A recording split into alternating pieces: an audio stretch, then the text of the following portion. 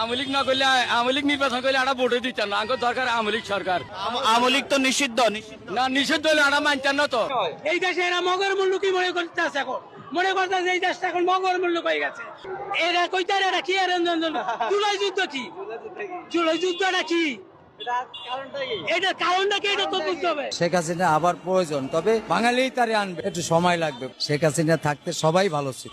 শেখ হাসিনা যা করছে কোন সরকার পারবো না এরকম উন্নতি, হ্যাঁ কেউ পারবো না, কোন সরকারই পারবো না। কি না করছে, রাস্তাঘাট সবকিছু, ফ্লাইওভার মানে পদ্মা সেতু, কত কিছু করছে। এই সমস্ত বড় বড় কাজ কোন সরকার পারবো না হাতে নিবার নিগা, সাহসী পাবো না। করবো তো দূরস্থান, এটা সাহসী পাবো না করবার নিগা। শেখ হাসিনা আওয়াটাই ভালো। এই দেশ চালাবার গেলে শেখ হাসিনার দরকার আছে। সাধারণ জনগণ শান্তি চায়, বাংলাদেশ খুবই অশান্তিতে আছে।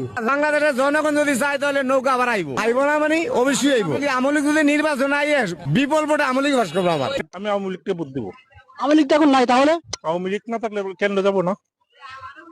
আওয়ামী লীগ তো নিষিদ্ধ, নিষিদ্ধ থাকলে যাবো না কেন্দ্রে। ভোট তো দিতেই হবে, আপনার নাগরিকতা দিবেন না? না, ভোট দিব না। ভোট দিবেন না?